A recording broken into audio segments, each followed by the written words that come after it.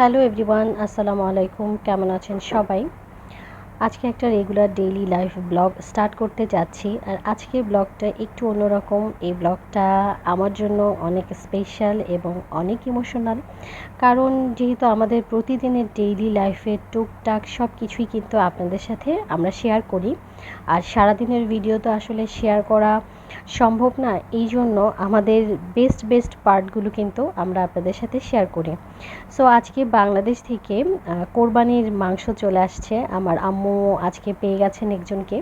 So তার মাধ্যমে আম্মু পাঠিয়ে দিয়েছে। আর মাহানুরের ড্যাডি এয়ারপোর্ট থেকে যে নিয়ে আসছে মাংসগুলো, তার মধ্যে কাঁচা মাংস তো আম্মু দিয়েছেই, সেগুলোকে আমি ফ্রিজ আপ করে রেখেছি। তার মধ্যে আম্মু কোরবানির দিন যে মাংস রান্না করেছিল, সেই মাংস আমার জন্য উঠিয়ে রেখেছিল, সেটা আমাকে দিয়েছে। দেখতে পাচ্ছেন এখনও ফ্রোজেন আছে, এখনও কিন্তু বরফ ছাড়েনি।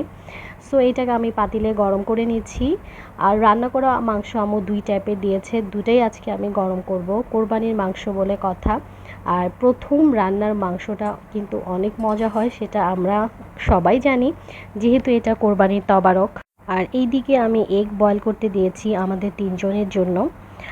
সকালবেলা আর তেমন কিছু আজকে নাস্তা করব না, লেট করে ঘুম থেকে উঠেছি। আর এইদিকে আমি একটু চা বানিয়ে নিচ্ছি আমার জন্য। তারপর চা খেতে খেতে দুপুরে রান্নায় চলে যাব, কারণ এখন অলমোস্ট 11:30 বাজে। আর যেহেতু বন্ধের দিন বাসায় আছি, সো লাঞ্চটা আর্লি সেরে ফেলবো। আর কাঁকরোলের একটা রেসিপি আপনাদের সাথে শেয়ার করছি। এটা আমি আসলে ফেসবুক থেকে শিখেছি। কাঁকরোলগুলোকে এইভাবে কেটে নিয়ে তারপর হলুদ মরিচ লবণ মেখে আমি তেলে এটাকে ফ্রাই করব। আর এটা কিন্তু আমি বিভিন্ন রিলসে দেখেছি আপুদেরকে, আপুরা এভাবে কাঁকরোল ফ্রাই করছেন। বাট আলটিমেটলি এটা কিন্তু মানে রেজাল্টটা এরকম কিনা আমি জানি না, জাস্ট সেখান থেকে দেখে একটা আইডিয়া নিয়ে আমি রান্না করে ফেলেছি। আর আমার কাছে কিন্তু এটা অনেক মজা লেগেছে। আসলে এক এক জায়গার রান্না এক এক রকম। রান্না করলে কিন্তু সব খাবারই কিন্তু ভালো লাগে যদি রান্না করতে জানা হয়। সো আমি আমার আইডিয়া দিয়ে তৈরি করেছি। এভাবে কাঁকরোলগুলোকে ভেজে নিয়েছি। তারপর নিজে থেকেই অ্যাড করেছি একটা পেঁয়াজ কুচি, এখানে দিয়ে দিয়েছি, সাথে 2-3টা কাঁচামরিচ দিয়ে দিয়েছি।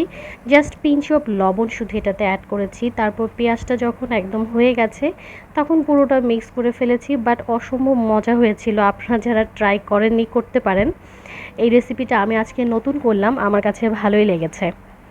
দেন আমি ভাতও রান্না করে ফেলেছি। আর আরেক চুলাতে আমি রান্না করছি, রান্না না ঠিক গরম করছি। আম্মু আরেকটা রান্না করা মাংস দিয়েছে, কোরবানির মাংস। আসলে এই মাংসগুলো যখন আমি গরম করছিলাম, বিশ্বাস করবেন না, আমার পুরো বাসাটা এত সুন্দর একটা স্মেলে ভরে গেছে। মানে মনে হচ্ছিল আজকে আমার বাসায় কোরবানির ঈদ, বা কোরবানির ঈদের যেরকম একটা স্মেল থাকে সেরকম।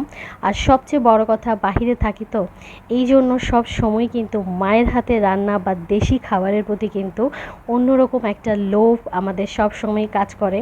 সো এটা পেয়ে আমার মনে হয় আমি আকাশের চাঁদ হাতে পেয়ে গেছি, এত ভালো লেগেছে আমার কাছে।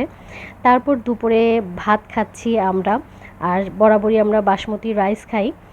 সো আমার কাছে কি বলবো, আসলে এত ভালো লেগেছে, সেটাই আপনাদের সাথে প্রকাশ করলাম। সবাই ভালো থাকবেন। ভিডিওটি ভালো লাগলে অবশ্যই লাইক করবেন।